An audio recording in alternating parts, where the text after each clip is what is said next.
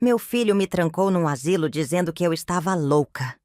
2 meses dividindo quarto com outras 7 mulheres, comendo comida azeda, perdendo 17 quilos. Quando consegui sair e fui buscar meus documentos, descobri a verdade. Ele tinha roubado 113 mil reais de mim. Mas não era só isso.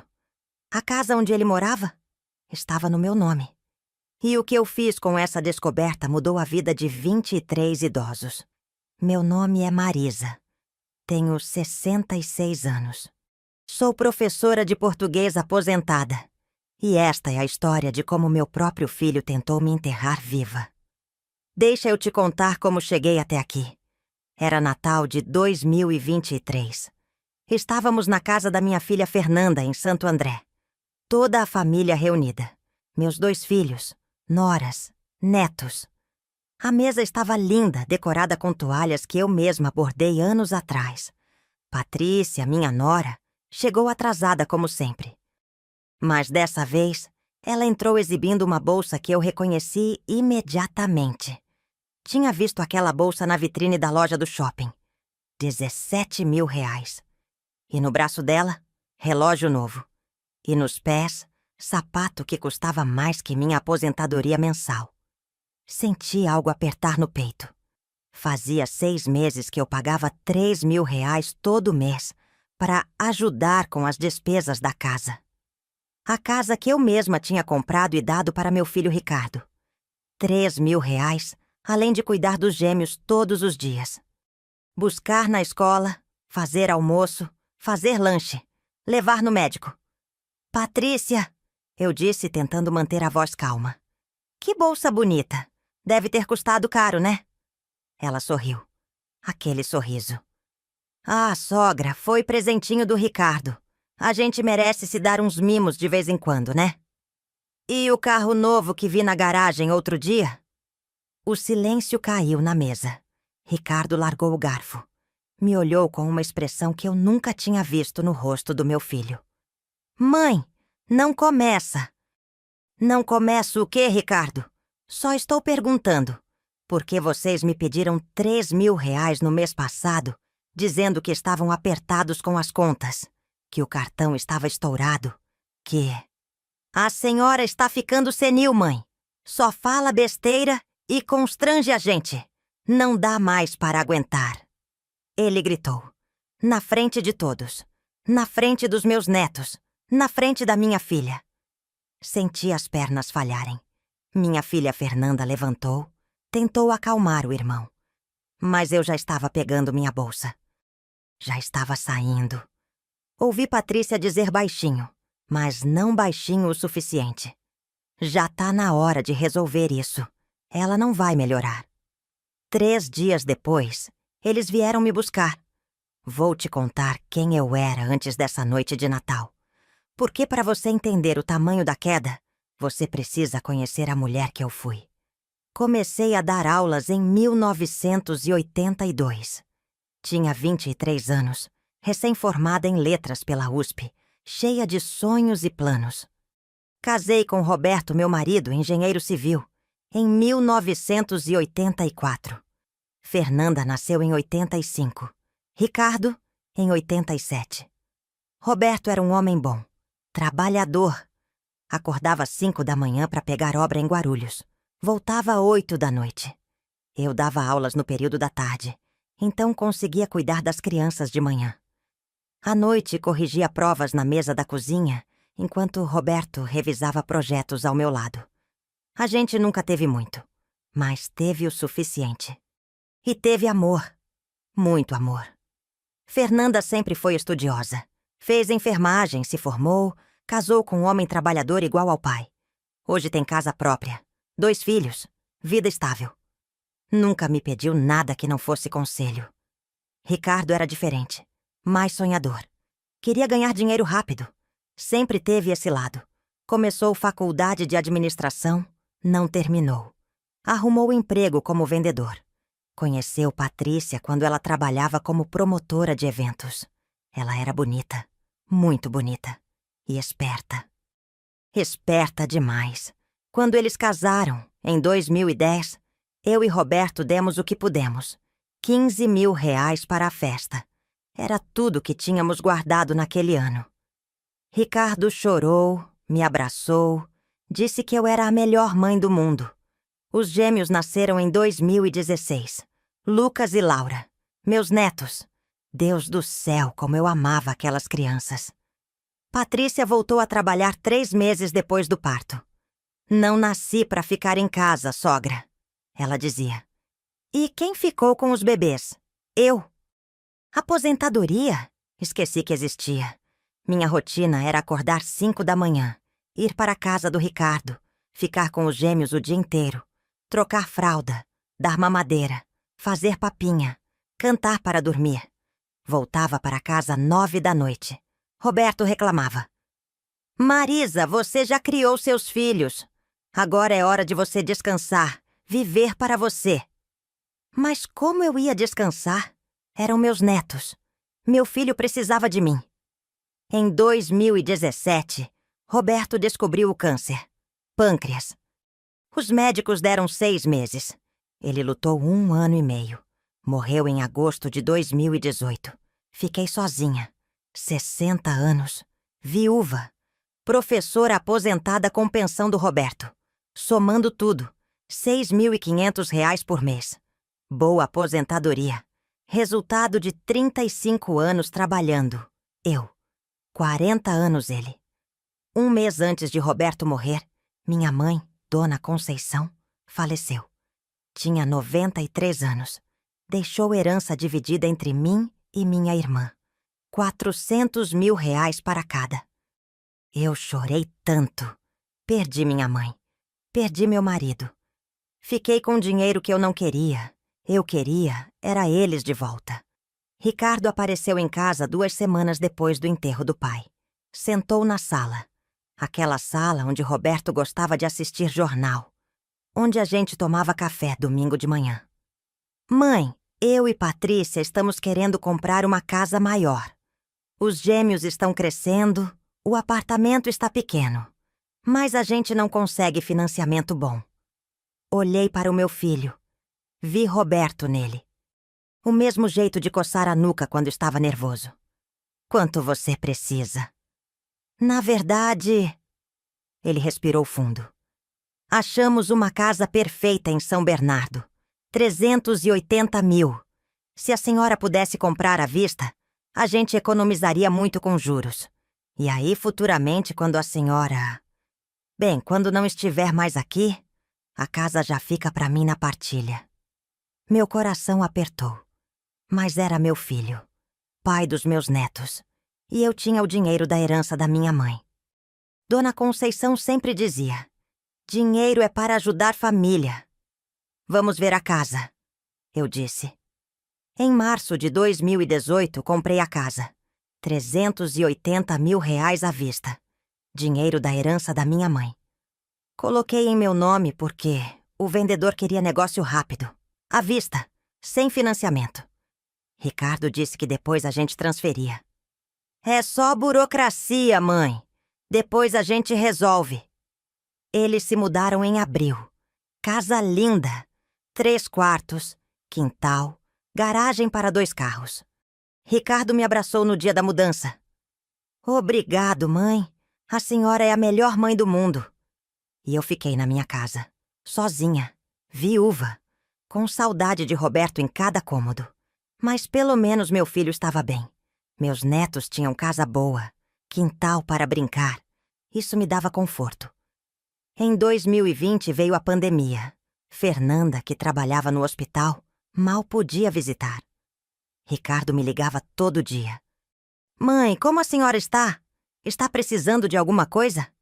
A gente não pode ir aí, mas qualquer coisa a gente manda entregar.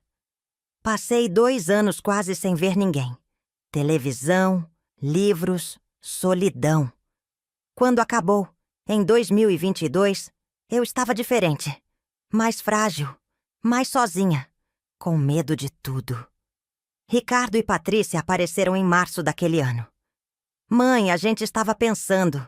A senhora não quer vir morar com a gente? A casa é grande, tem quarto sobrando. A senhora fica muito sozinha aí. Olhei para aquela casa vazia, para o quarto onde Roberto morreu, para a cozinha, onde eu não tinha mais vontade de cozinhar.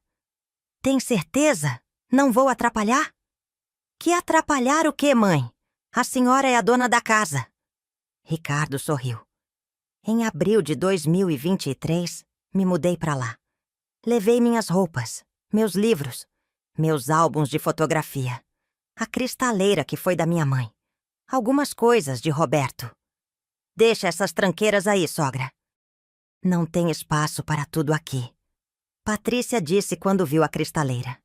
Mas Ricardo interferiu. Patrícia, isso era da avó dela. Deixa. Nos primeiros meses foi bom. Eu ajudava com os gêmeos, fazia almoço, limpava a casa, conversava com meus netos. Lucas me mostrava desenhos da escola. Laura me ensinava músicas que aprendia no celular. Mas aos poucos, as coisas mudaram. Patrícia começou a reclamar. Sogra, a senhora está usando muita água no banho. Sogra, por que a senhora comprou esse sabão em pó? Eu uso outro.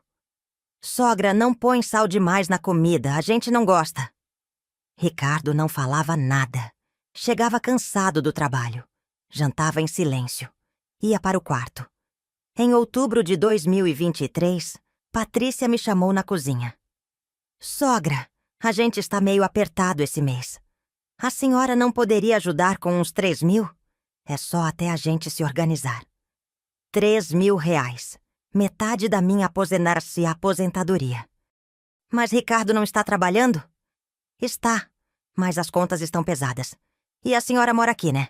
Come aqui, gasta água, luz. É justo ajudar. Justo.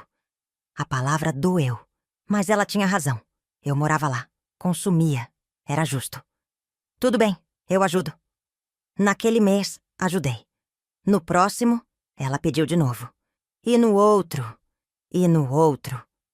Quando chegou dezembro, eu já tinha dado 18.000 reais em 6 meses. E ainda cuidava dos gêmeos. E ainda fazia comida. E ainda limpava a casa. E foi aí que veio o Natal. E a bolsa de 17.000 reais. E o grito do meu filho. E 3 dias depois, eles vieram me buscar. Era 28 de dezembro. 3 dias depois do Natal. Eu estava no quarto arrumando minhas coisas. Tinha chorado muito. Não tinha dormido direito. Ficava pensando no grito do Ricardo, na cara dele. Ouvi a campainha, vozes na sala. Achei que era Fernanda. Ela tinha ligado no dia anterior, preocupada. Saí do quarto. Vi Ricardo na sala com um homem de jaleco branco e uma mulher com prancheta. Mãe, este é o Dr. Maurício. Ele veio conversar com a senhora. Meu coração disparou. Conversar sobre o quê? O homem se aproximou. Sorriso profissional, frio. Dona Marisa, o seu filho está preocupado com a senhora. Ele me contou que a senhora anda muito confusa, esquecendo as coisas, tendo alucinações. Que alucinações? Eu não tenho alucinação nenhuma. A senhora vê, mãe. Está gritando sem motivo. Ricardo falou baixo. Aquela voz calma. Aquela voz que ele usava quando os gêmeos faziam birra. Eu não estou gritando. Eu só quero saber o que está acontecendo. Patrícia apareceu da cozinha. Olhos vermelhos. Cara de quem chorou. Ou de quem fingiu que chorou. Sogra, a gente só quer o melhor para a senhora. A gente não aguenta mais ver a senhora assim. Assim como? Eu estou bem. O médico se aproximou mais. Dona Marisa, a senhora tem noção de que mês estamos? Dezembro. E que dia? 28. Dia 28 de dezembro. A senhora sabe onde mora? Sei. Moro aqui, nesta casa. A casa que eu comprei para o meu filho. O médico olhou para Ricardo. Sobrancelha erguida. Como se aquilo provasse alguma coisa. Viu, doutor? Ela fica dizendo que a casa é dela. Mas a casa é minha. Ela mora aqui como convidada. Mas ela não aceita. Meu mundo girou. Ricardo. Ricardo, a casa está no meu nome. Você sabe disso. Você me pediu para comprar. Mãe, para. A senhora está confundindo as coisas. A senhora deu o dinheiro para eu comprar a casa. A casa é minha. Não! A escritura está no meu nome. Você disse que depois a gente transferia. Você disse... Está vendo, doutor? Patrícia limpou lágrima que não existia. Ela inventa essas histórias. Ontem ela disse que eu roubei dinheiro dela. Antes de ontem disse que eu bato nos meus filhos. A gente não pode mais viver assim. Eu nunca disse que você bate nos seus filhos. Isso é mentira. O médico sinalizou para a mulher da prancheta. Ela se aproximou de mim. Dona Marisa, a senhora precisa se acalmar. Vamos dar uma voltinha, tá bom? Vamos num lugar onde a senhora vai poder descansar. Que lugar? Eu não vou a lugar nenhum. Tentei voltar para o quarto. A mulher segurou meu braço. Forte. Dona Marisa, não dificulta. É melhor para todo mundo. Ricardo! Ricardo, pelo amor de Deus! Eu sou sua mãe. Ele virou o rosto. Não me olhou. É para o bem dela, doutor. Faça o que precisa fazer. Vi minha vida acabar naquele momento. Vi meu filho me entregar, me trair, me abandonar. Eu te criei. Eu trabalhei 35 anos. Eu comprei esta casa com o dinheiro da sua avó, Ricardo. Ele não respondeu. Entrou no quarto. Fechou a porta. Patrícia pegou minha bolsa. Colocou na minha mão. A senhora vai ficar bem, sogra. É só até melhorar. Patrícia, eu te ajudei tanto. Cuidei dos seus filhos. Ela sorriu. Aquele sorriso. E eu agradeço, sogra. Mas agora a senhora precisa de cuidados que a gente não pode dar. Me levaram. Coloquei no banco de trás de um carro. A mulher da prancheta sentou ao meu lado. O médico dirigia. Olhei pela janela. Vi minha casa. A casa que eu comprei. Onde estavam minhas coisas, meus livros, minhas fotos, a cristaleira da minha mãe. Vi Ricardo aparecer na janela. Por um segundo, nossos olhos se encontraram. Então, ele fechou a cortina. O carro andou. São Bernardo foi ficando para trás. Onde vocês estão me levando?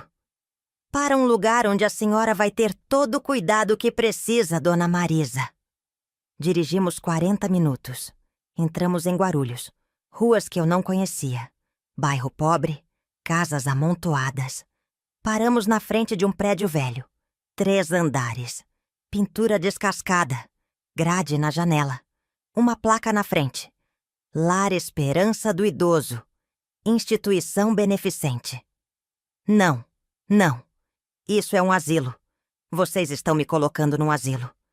É uma casa de repouso, Dona Marisa. A senhora vai gostar. Eu não vou entrar aí. A mulher segurou meu braço de novo, mais forte. Me puxou para fora do carro.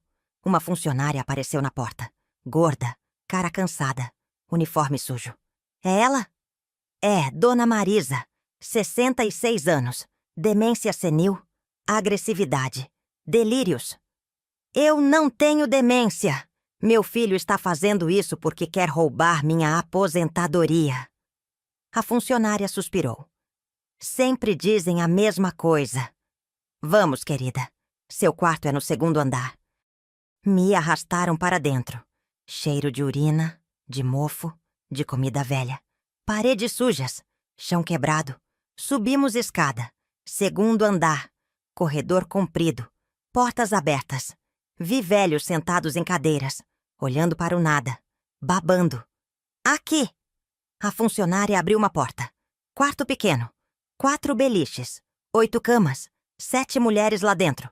Todas velhas. Algumas dormindo. Uma chorava no canto. Esse é seu lugar.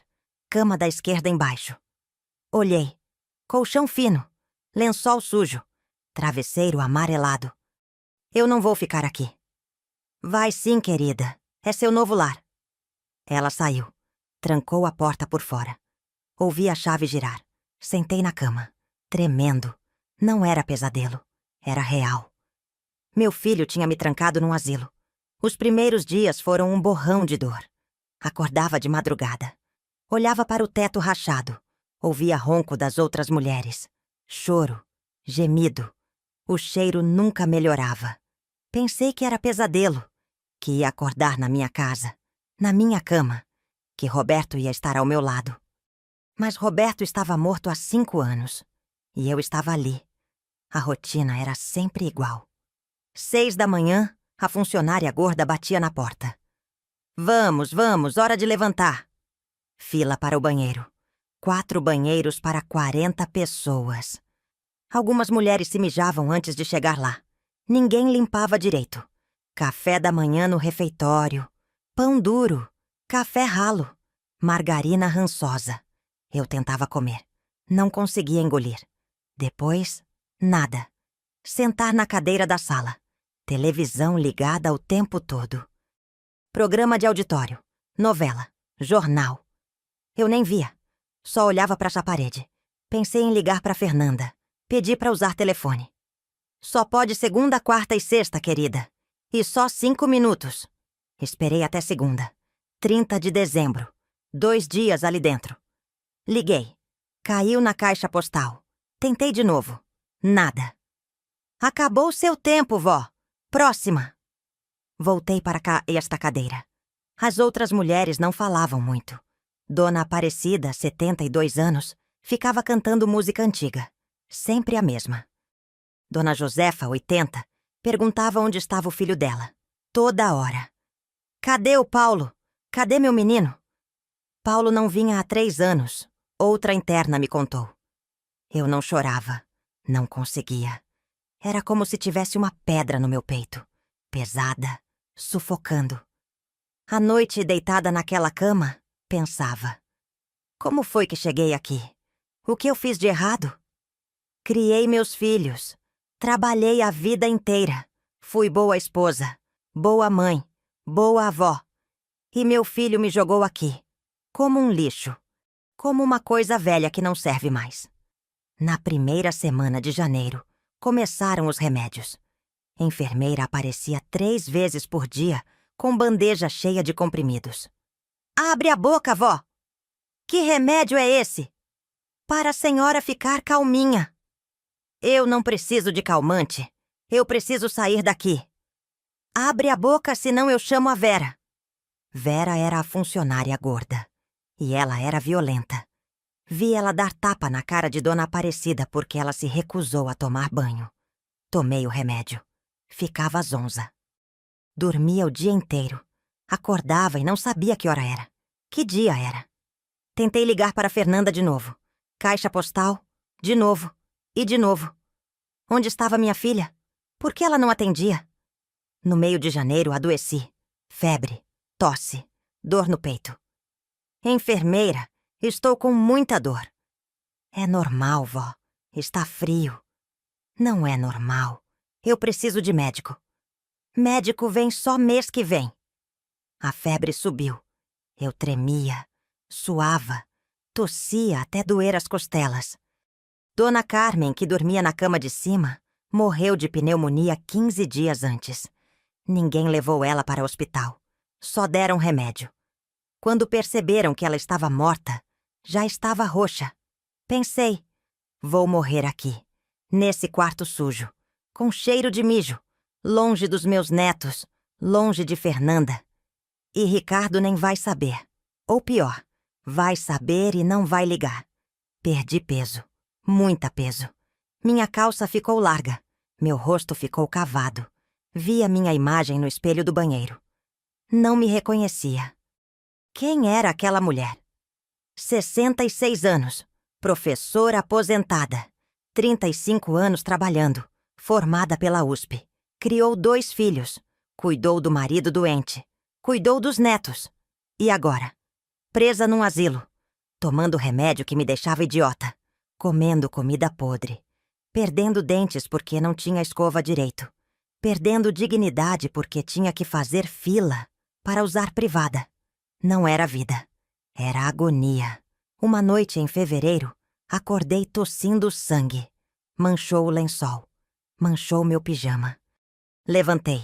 Tonta. Mãos tremendo. Tentei abrir a porta. Trancada. Socorro! Alguém me ajuda. Ninguém veio. As outras mulheres dormiam. Ou fingiam que dormiam. Sentei no chão. Encostei na porta. Fechei os olhos. Pensei em Roberto. No dia que a gente se conheceu. Eu tinha 21 anos. Ele 23. Baile da faculdade. Ele me tirou para dançar. Pisou no meu pé 3 vezes. A gente riu tanto. Pensei nos meus filhos pequenos. Fernanda aprendendo a andar. Ricardo dormindo no meu colo. Pensei nas minhas aulas. Naquela turma de 2003.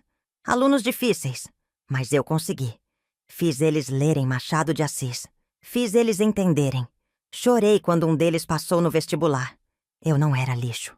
Eu era Marisa, professora, mãe, avó, viúva de Roberto, filha de Dona Conceição. E eu não ia morrer ali. Não desse jeito. Bati na porta. Mais forte. Mais forte. Gritei. Alguém me ajuda! Eu estou cuspindo sangue. Demorou. Mas a funcionária do turno da noite apareceu. Não era a Vera. Era outra, mais nova. O que foi? Estou tossindo sangue. Preciso de médico. Ela olhou para mim, para o sangue no meu pijama. Vou chamar a coordenadora. Voltou 20 minutos depois com mulher de jaleco. Vamos levar você para o hospital. Hospital, palavra mágica. Me colocaram em cadeira de rodas. Me levaram para fora. Primeira vez que vi a rua em 2 meses. O ar estava frio, limpo. Respirei fundo. Doeu. Mas era melhor que aquele ar de dentro. Me levaram para pronto-socorro. Hospital público. Cheio. Barulhento. Mas tinha gente diferente. Gente que não estava ali para morrer esquecida. Médico me examinou. Jovem. Cansado. Mas olhou para mim como se eu fosse gente. Não como se fosse coisa velha. A senhora está com pneumonia. Grave. Vou internar. Não pode mandar ela de volta para o asilo? A coordenadora perguntou. De jeito nenhum. Ela precisa de antibiótico na veia. Oxigênio. Pode morrer se voltar. Fiquei internada 5 dias. No 3º dia, a Defensoria Pública veio fazer visita aos pacientes. 2 advogados. Um homem velho. Uma mulher nova. Foi ela que parou na minha cama. Boa tarde, senhora. Meu nome é Juliana. Sou advogada da Defensoria. Posso fazer algumas perguntas? Olhei para ela. Cabelo preso. Óculos. Cara de quem não dormia direito. Mas olhos gentis. E pela primeira vez em 2 meses, falei. Falei da casa que eu comprei. Do dinheiro que eu dei. Do Natal. Do grito do Ricardo. Do médico. Do asilo. Ela escreveu tudo. Cada palavra. A senhora tem os documentos da casa? Tenho. Estão na casa da minha filha Fernanda. Eu guardei uma caixa lá com documentos antigos. A senhora tem o telefone dela? Dei o número. Ela ligou. Ali mesmo. Na frente de mim. Alô, Fernanda. Aqui é doutora Juliana Mendes, da Defensoria Pública. Estou com sua mãe aqui. Ela precisa muito falar com a senhora. Pausa. Ela está internada no Hospital Municipal de Guarulhos com pneumonia. Veio de um asilo onde foi colocada sem consentimento. Pausa mais longa. Pode vir agora? Ótimo. Desligou, me olhou. Sua filha está vindo. Chorei. Pela primeira vez em 2 meses, chorei. Fernanda chegou 1 hora depois. Entrou correndo na enfermaria, cabelo preso. Ainda de uniforme do hospital onde trabalhava. Quando me viu, parou. Mãe. Ela cobriu a boca com a mão. Os olhos encheram. Eu sei o que ela viu. Mulher de 49 quilos. Cabelo branco sujo. Roupa hospitalar frouxa. Máscara de oxigênio. Soro no braço. Mãe, o que fizeram com a senhora? Ela se sentou na beirada da cama. Pegou minha mão. Seu irmão me colocou num asilo, Fernanda. Eu sei. Ele me ligou. Disse que a senhora estava com demência, que tinha surtado no Natal, que os médicos recomendaram internação. Eu tentei te ligar, mãe, mas eles disseram que a senhora não podia receber ligação porque estava em tratamento. Eu não tenho demência. Eu nunca tive. Doutora Juliana estava ali ainda. Explicou tudo para Fernanda. Mostrou as anotações. Falou dos direitos, da ilegalidade da internação sem ordem judicial, da falsificação de documento médico. Ele falsificou o laudo? Fernanda ficou branca. Precisamos investigar, mas tudo indica que sim. Fernanda respirou fundo. Vi raiva, vi dor, vi culpa. Eu devia ter desconfiado, devia ter vindo ver. Mas eu trabalho tanto, e o Ricardo sempre foi tão convincente. Filha, não é sua culpa. É sim, mãe. Eu sou enfermeira. Eu sei reconhecer demência. E a senhora nunca mostrou um sinal. Nunca. Doutora Juliana deu cartão para Fernanda. Quando sua mãe tiver alta, me liga. Vamos resolver isso. Vamos tirar ela desse asilo. E vamos processar quem precisa ser processado. Fernanda dormiu no hospital aquela noite, na cadeira ao lado da minha cama. No dia seguinte, ela foi buscar minhas coisas no asilo. Voltou com uma sacola. Dentro, 3 peças de roupa. Minha escova de cabelo. Nada mais. Cadê meus livros? Minhas fotos? A cristaleira da vovó? Não estava lá, mãe. Ficou tudo na casa. Na casa que era minha, onde Ricardo e Patrícia estavam morando, usando minhas coisas. Tive alta em 27 de fevereiro, 2 meses depois de entrar naquele asilo. Fernanda me levou para a casa dela. Apartamento pequeno, 2 quartos. Ela, o marido, os 2 filhos. Não tinha espaço sobrando. Pode ficar no quarto dos meninos, mãe. A gente arruma beliche. Filha, eu não quero dar trabalho. Mãe, para. A senhora quase morreu. A senhora não vai dar trabalho nunca. A senhora é minha mãe. Chorei de novo. Nos primeiros dias dormi muito. Meu corpo estava acabado. 49 quilos. Eu que sempre pesei 65. Mas aos poucos fui melhorando. Fernanda fazia comida gostosa. Sopa, frango com legumes, arroz com feijão de verdade. Força voltando, corpo voltando. Mas a cabeça demorou mais. Ficava pensando. Como foi que deixei isso acontecer? Sentava na sala enquanto Fernanda trabalhava. Meus netos faziam lição de casa. Barulho de criança. Televisão ligada. Vida normal. Vida que eu quase perdi. Comecei a lembrar, não do asilo, mas de antes, de quem eu era. Lembrei da minha primeira aula. 1982. Escola estadual na Zona Leste. Sala com 40 alunos. Metade não sabia ler direito. Eu tinha 23 anos. Estava morrendo de medo.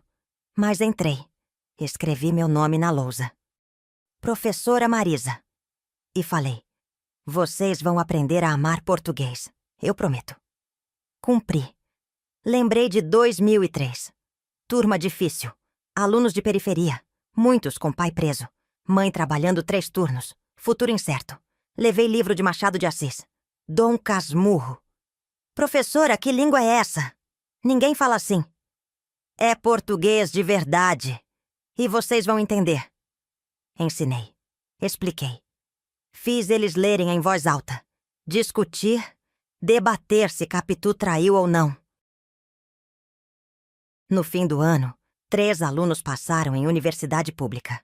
3. Um deles me mandou mensagem anos depois. Professora, me formei em letras. Por sua causa.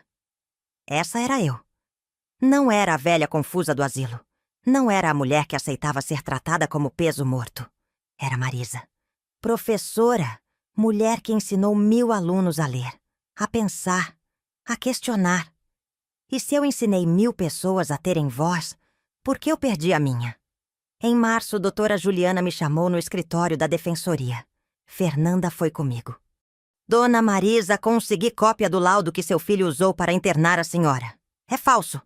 O médico que assina, doutor Maurício Santos, tem clínica particular. Eu liguei lá. Ele confirmou que conhece seu filho. São amigos.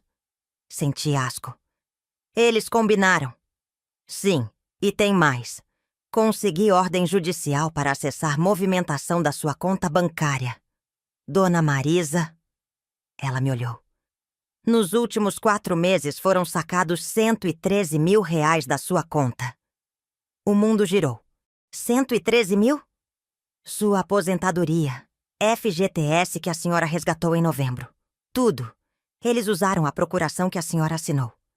Fernanda ficou branca. Mãe, que procuração? Ele disse que era para facilitar.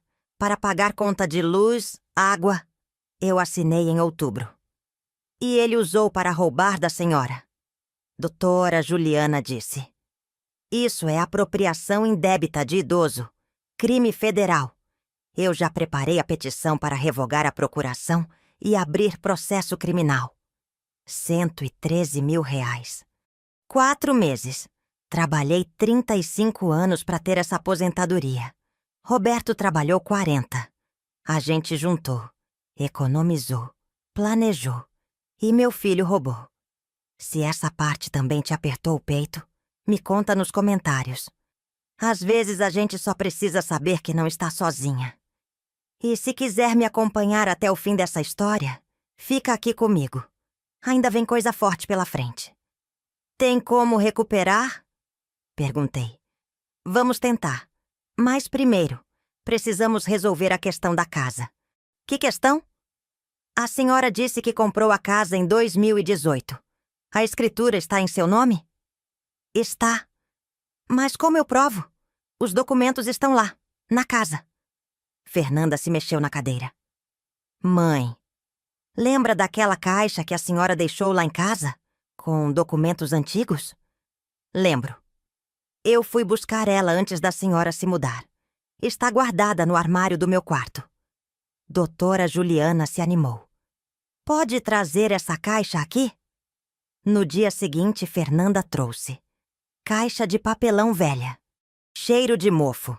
Dentro, certidões de nascimento dos meninos. Certificado de casamento meu com Roberto. Fotos antigas. E um envelope pardo. Abri.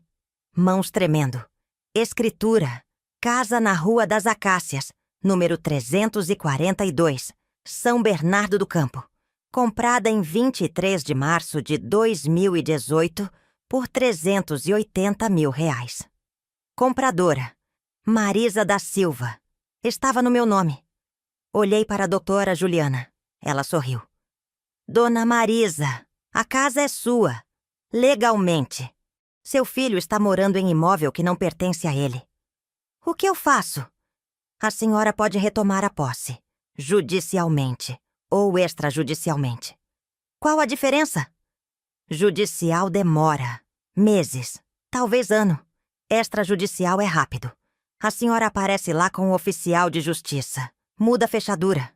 E pronto. Pensei. Pensei no grito do Ricardo. Na cara dele quando fechou a cortina. No asilo. Nas 2 meses de inferno. Quero retomar. Agora.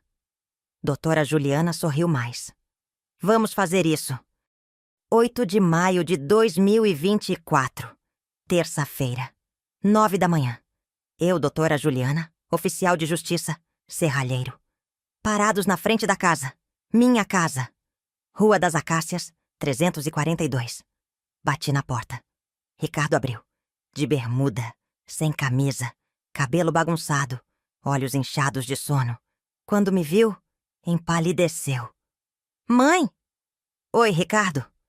Ele olhou para a doutora Juliana, para o oficial, para o serralheiro com maleta de ferramentas. O que está acontecendo? Doratrá. Juliana se apresentou. Mostrou documentos. Sou advogada de Dona Marisa. Estou aqui para efetivar retomada de posse do imóvel. Esta casa pertence a ela. O senhor tem 1 hora para retirar seus pertences pessoais e sair. Que? Essa casa é minha! Não é. A escritura está em nome da sua mãe. O senhor nunca foi proprietário legal deste imóvel. Patrícia apareceu atrás dele, de roupão. Cara de quem acabou de acordar. O que essa velha lhe está fazendo aqui? Ela não devia estar no asilo? Essa velha saiu do asilo porque a internação foi ilegal. E essa velha é a dona desta casa. Então pega suas coisas e sai. eu falei. Minha voz saiu firme, forte. Pela primeira vez em meses, reconheci minha própria voz. Ricardo tentou argumentar. Mãe, a senhora deu essa casa para mim. Foi presente. Eu deixei você morar aqui. Nunca transferi propriedade. E agora eu quero minha casa de volta. A senhora não pode fazer isso.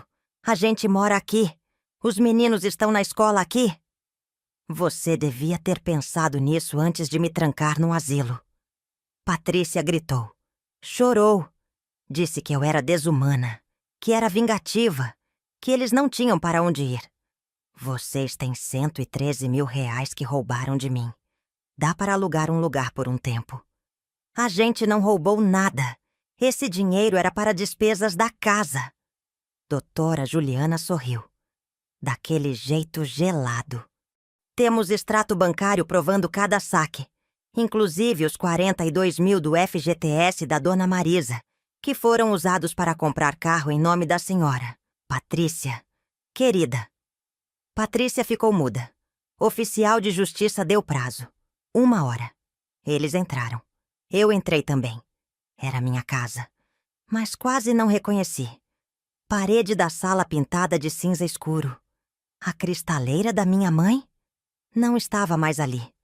No lugar, estante moderna com televisão de 70 polegadas. Fui para o quarto que era meu.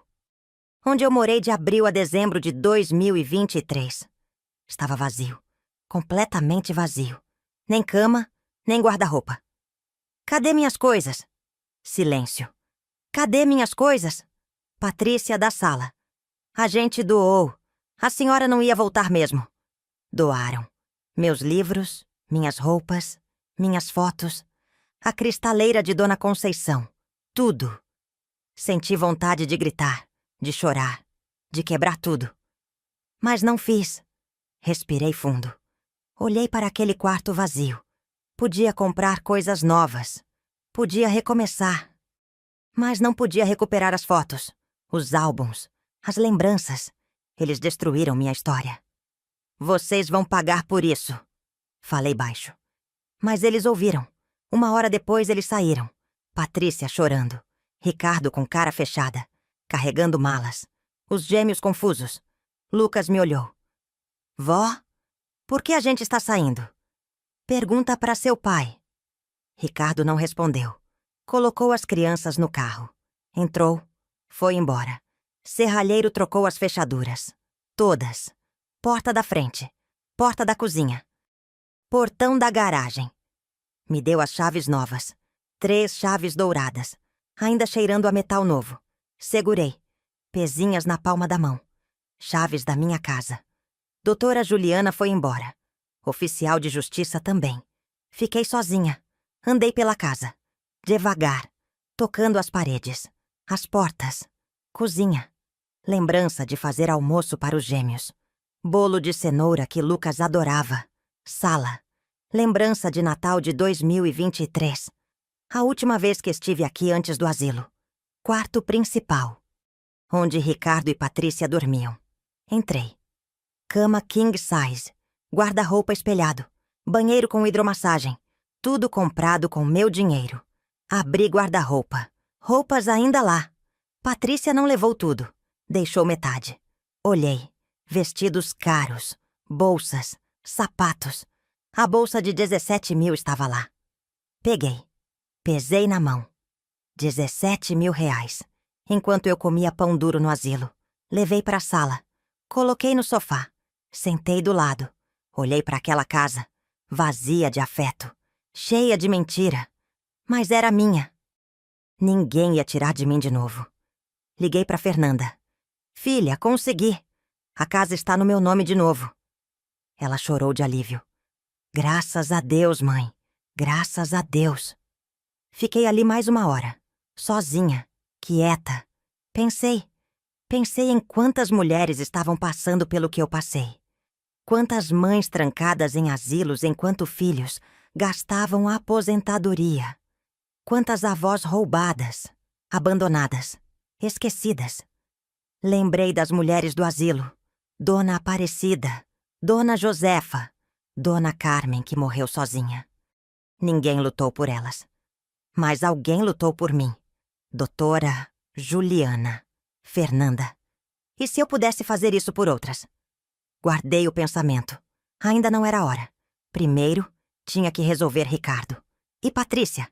E os 113 mil.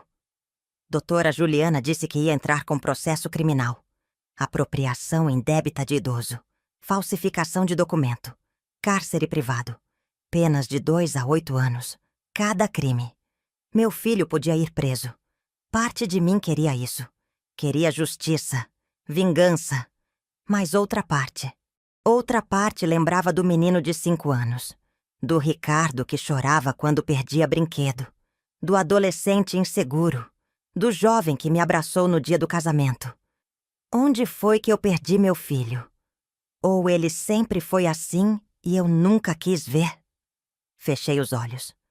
Roberto, se você está me ouvindo, me ajuda. Não sei se consigo fazer isso sozinha. Silêncio. Mas senti. Senti algo. Não sei explicar. Uma presença. Um conforto.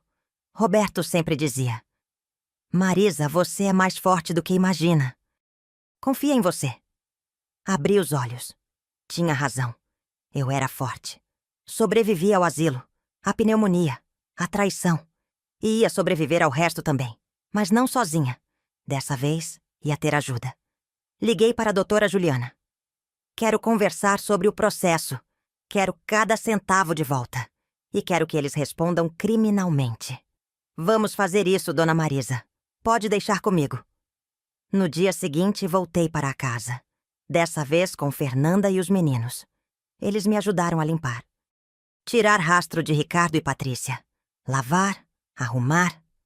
Fernanda trouxe algumas coisas minhas que estavam na casa dela.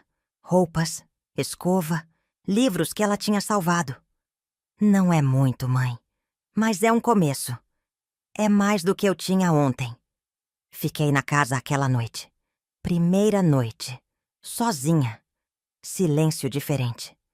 Não era silêncio de medo. Era silêncio de paz. Deitei na cama do quarto de hóspedes. Único quarto com cama ainda. Olhei para o teto. Pensei no dia que comprei aquela casa. Março de 2018. Logo depois de perder minha mãe. Logo antes de perder Roberto. Comprei pensando nos meus netos. Num lugar seguro para eles. Não imaginava que um dia teria que tomar de volta. Mas estava feliz de ter feito isso. Fechei os olhos. Dormi. Sem pesadelo. Sem medo. Pela primeira vez em meses, dormi em paz. 2 semanas depois, recebi ligação. Número desconhecido. Atendi. Alô? Voz de mulher. Nervosa. Falando rápido. Dona Marisa? A senhora não me conhece. Meu nome é Cláudia. Trabalho no cartório do centro. Eu preciso te avisar uma coisa. Avisar o quê? Seu filho esteve aqui ontem, com uma advogada. Eles pediram segunda via de documentos seus, certidão de nascimento, comprovante de residência antigo, e perguntaram sobre processo de interdição. Meu sangue gelou. Interdição? Ele quer te interditar, alegar que você não tem capacidade mental de administrar seus bens. Se conseguir, ele vira seu curador. E aí ele pode vender a casa. Movimentar sua conta. Tudo. Mas eu não tenho problema mental nenhum. Eu sei, mas ele tem laudo médico. Do mesmo doutor que internou a senhora no asilo. Doutor Maurício. E tem testemunhas. A esposa dele. E outra pessoa. Não entendi o nome. Fiquei sem ar. Ele não ia desistir.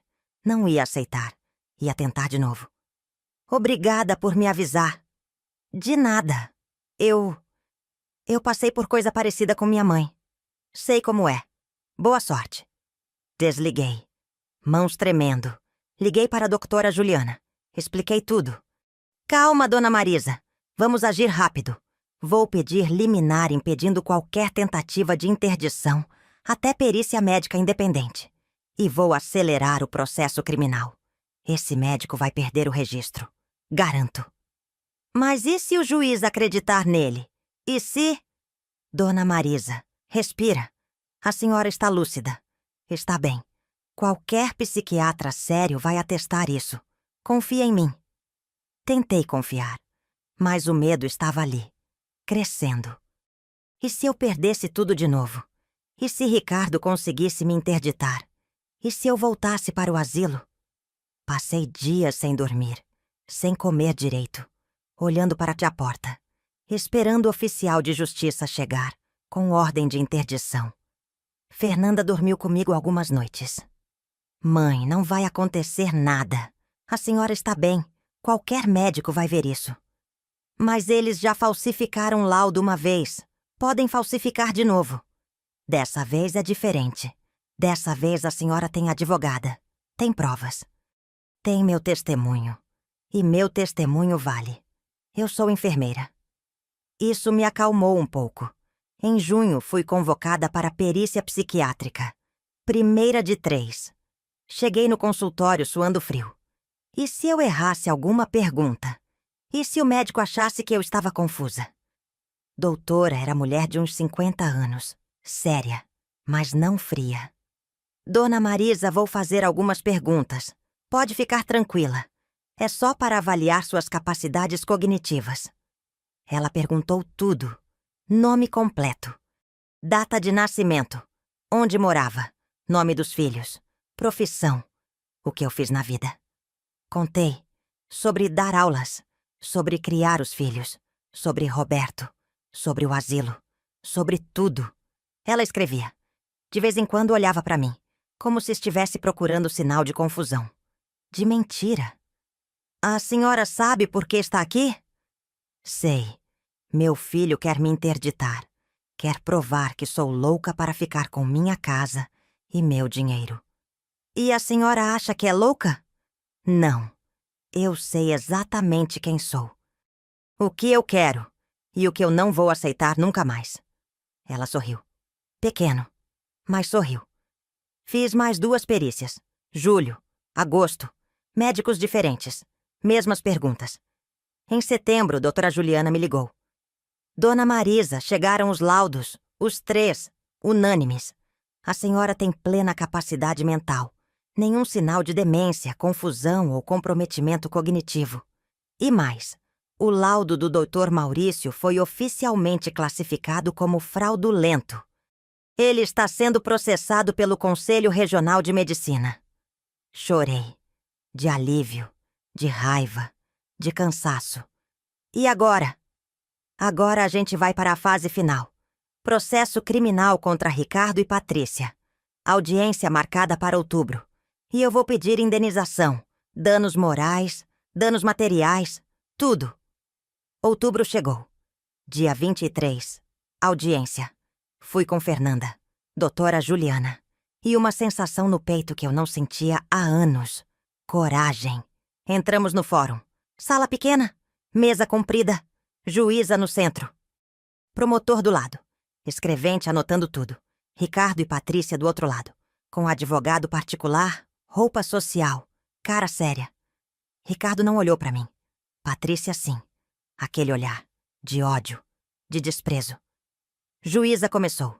Leu acusações, apropriação indébita, falsificação de documento, cárcere privado de idoso. Doutora Juliana apresentou provas. Extratos bancários, laudo falso, testemunho de funcionários do asilo, meu testemunho, testemunho de Fernanda. Advogado de Ricardo tentou argumentar. Disse que foi mal entendido, que eles estavam preocupados com minha saúde, que o dinheiro foi usado para pagar despesas da casa. Que despesas? Doutora Juliana perguntou. Carro de 42 mil em nome da esposa? Bolsa de 17 mil? Relógio de 8 mil? Silêncio. Promotor pediu palavra. Meritíssima, esse caso não é mal entendido. É crime premeditado. Apropriação indébita qualificada. Vítima idosa. Vulnerável. Internada à força, em instituição irregular, enquanto réus sacavam a aposentadoria dela. Pena deve ser exemplar. Juíza olhou para Ricardo. O senhor tem algo a dizer? Ricardo levantou, voz trêmula. Meritíssima, Eu cometi erro, eu sei, mas eu sou pai, tenho filhos.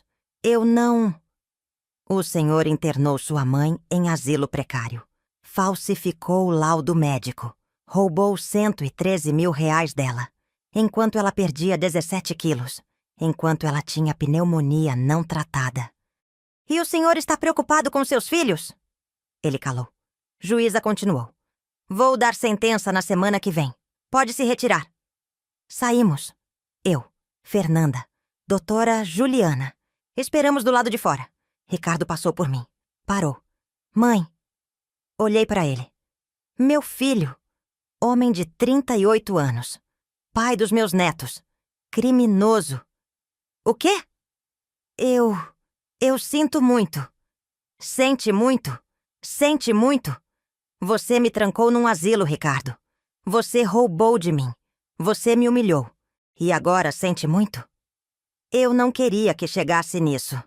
Patrícia, ela me pressionou tanto.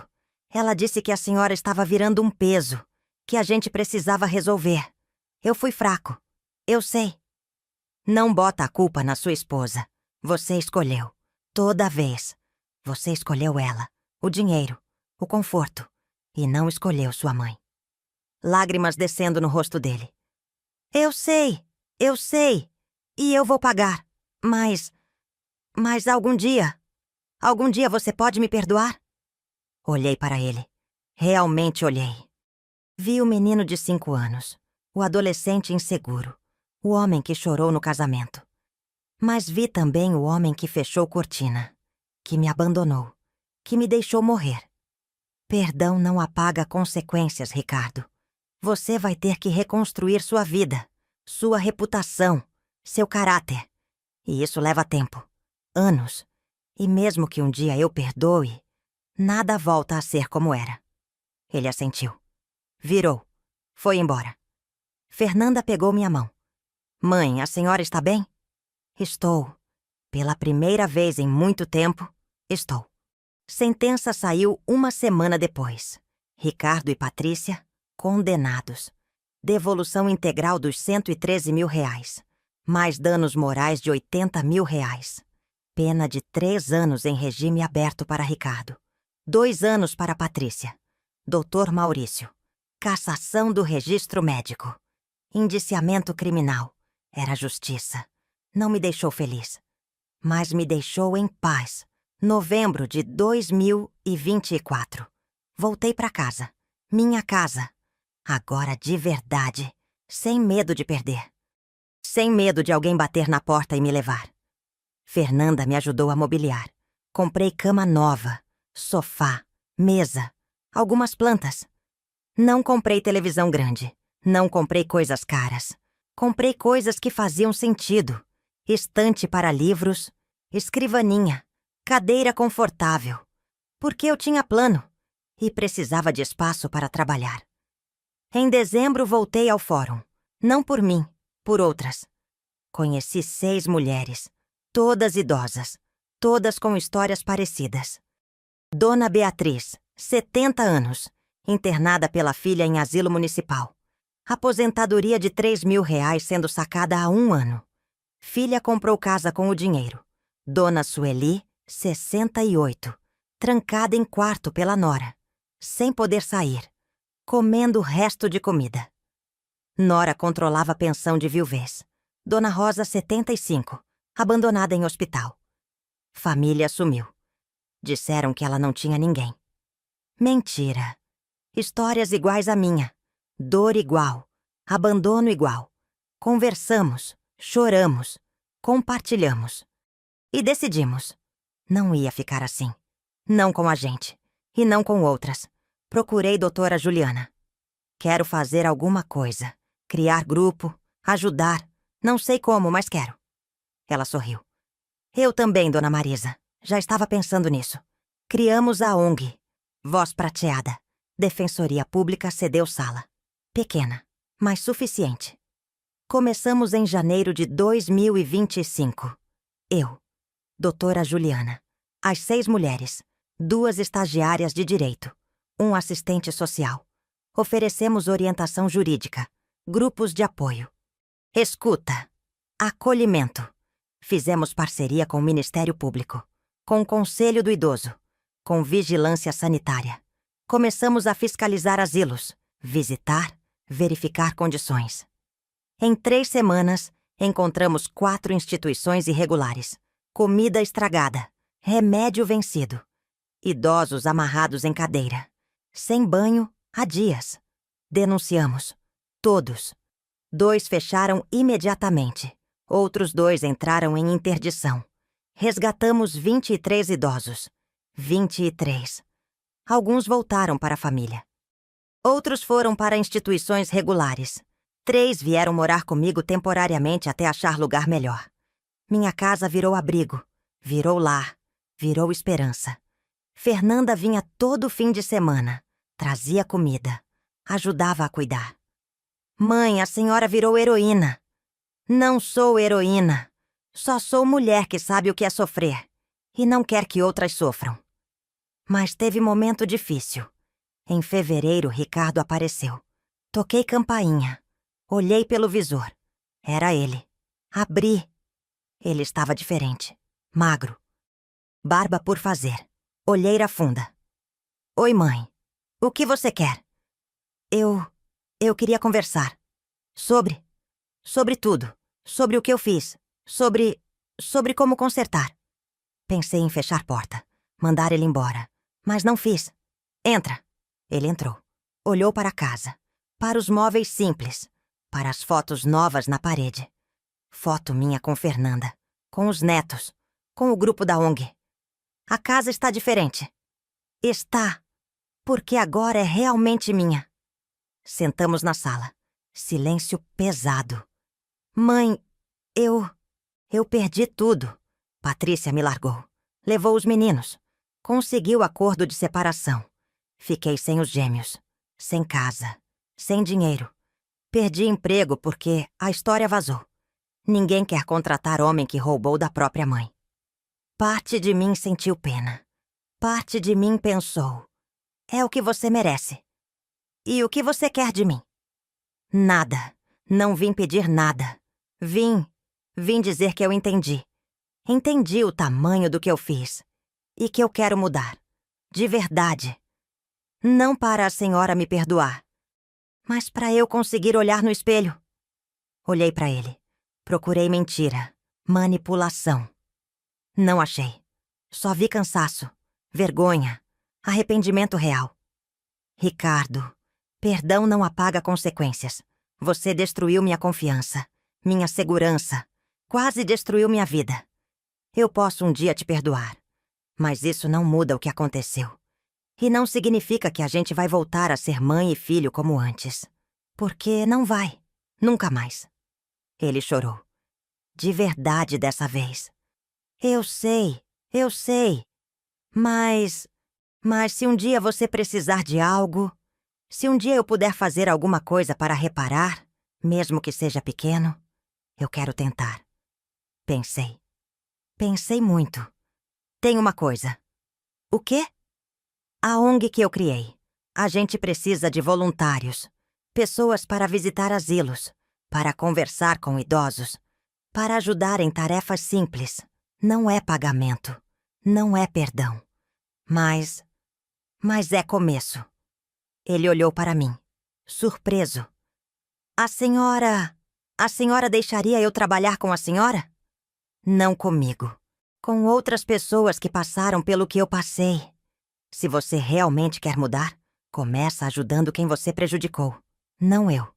Mas outras mães, outros pais, outros idosos que foram abandonados. Ele assentiu. Eu aceito. Quando eu começo? Segunda-feira, 9 da manhã. Rua Marechal Deodoro, número 220. Sala 3. Não atrasa.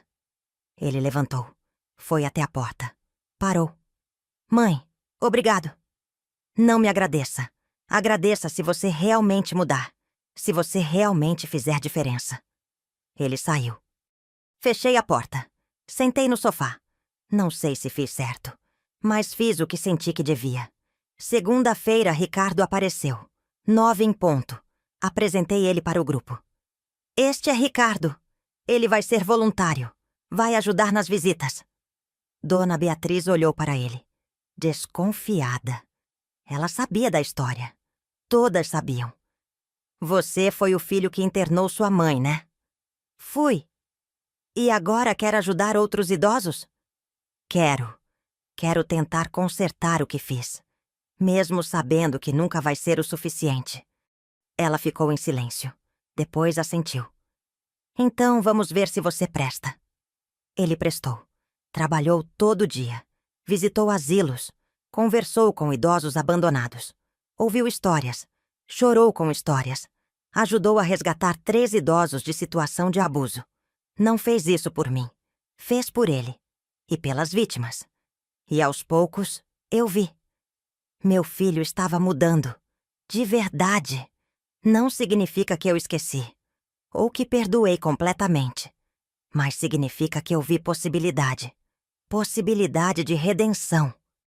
Em março de 2025, conseguimos grande vitória.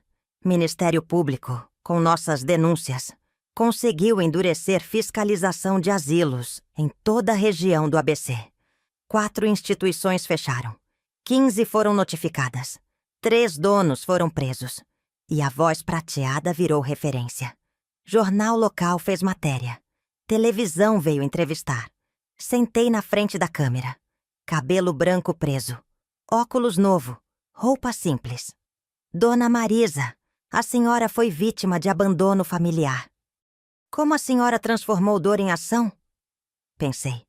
Como responder? Eu quase morri, trancada, esquecida. Mas eu não morri. E quando eu saí, eu tinha escolha. Viver com raiva ou viver com propósito. Escolhi propósito. Porque minha dor não pode ser em vão. Tem que servir para algo. Para alguém. Para mudar a realidade de outras pessoas. O que a senhora diria para outras vítimas? Que não estão sozinhas. Que têm direitos. Que têm valor. Que idade não tira dignidade. E que nunca, nunca é tarde para recomeçar. Matéria viralizou. Telefone da ONG não parou de tocar. Mais vítimas. Mais denúncias. Mais resgates. E eu, no meio de tudo, encontrei minha paz. Não era a paz de quem esqueceu. Era a paz de quem sobreviveu. De quem lutou. De quem venceu. Janeiro de 2025. 1 ano depois do asilo. Acordei na minha casa. Na minha cama. Com o cheiro de café que eu fiz. Olhei pela janela. Sol entrando. Pássaros cantando. Peguei celular. Mensagem de Fernanda. Bom dia, mãe. Te amo. Mensagem de Dona Beatriz. Marisa confirmado. Mais 2 idosos resgatados ontem. Estão bem. Mensagem de Ricardo. Mãe, obrigado por me dar essa chance. Ainda tenho muito a fazer, mas estou tentando. Sorri. Levantei. Fui pra cozinha. Fiz café. Pão na chapa. Ovo mexido. Sentei na mesa.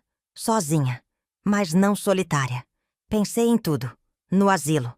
Na dor. Na luta. Na vitória. Pensei em Roberto. Você tinha razão. Eu sou mais forte do que imaginava. Pensei em Dona Conceição, minha mãe. Seu dinheiro não comprou casa para Ricardo. Comprou minha liberdade. Obrigada, mãe. Terminei café. Lavei louça. Arrumei casa. Olhei para o espelho do corredor. Vi mulher de 67 anos. Cabelo branco. Rugas. Marcas de vida. Mas vi também mulher que sobreviveu. Que lutou. Que não desistiu. E que ainda tinha muito a oferecer. Peguei bolsa. Saí. Rua Marechal Deodoro, número 220, sala 3. Porta com placa. Voz Prateada. ONG de proteção ao idoso. Abri. Dona Beatriz já estava lá. Dona Sueli, Dona Rosa, as estagiárias, Doutora Juliana e Ricardo, no canto, organizando papéis. Bom dia, gente. Bom dia, Marisa. Sentei, abri laptop que Fernanda me deu de presente. Vamos começar? Tem 3 casos novos essa semana. Precisamos agir rápido. E começamos. Porque a vida não acabou no asilo. Não acabou na dor. Não acabou na traição. A vida recomeçou. Com propósito. Com força. Com esperança. E eu, Marisa, professora aposentada, 67 anos, sobrevivente, descobri. Nunca é tarde para ser quem você deveria ter sido o tempo todo. Alguém que luta, alguém que não desiste, alguém que transforma dor em mudança. E se minha história pode inspirar uma pessoa, apenas uma, a não desistir, a lutar, a sobreviver, então valeu a pena. Cada lágrima, cada dor, cada cicatriz, valeu a pena. Esta história chegou ao fim, mas a sabedoria de uma vida inteira nunca acaba, não é mesmo? Cada uma de nós tem suas batalhas, suas vitórias, suas lições aprendidas com o tempo. Se essa história tocou seu coração de alguma forma, deixa seu like aí embaixo. Isso me ajuda muito a continuar trazendo essas histórias para vocês. E me conta nos comentários. Você assistiu até o final? O que mais te marcou nessa história? Tem tantas outras histórias aqui no canal esperando por você. Histórias de outras avós guerreiras que enfrentaram a vida de peito aberto. E se quiser continuar ouvindo histórias assim, se inscreve no canal. Tem sempre uma nova chegando.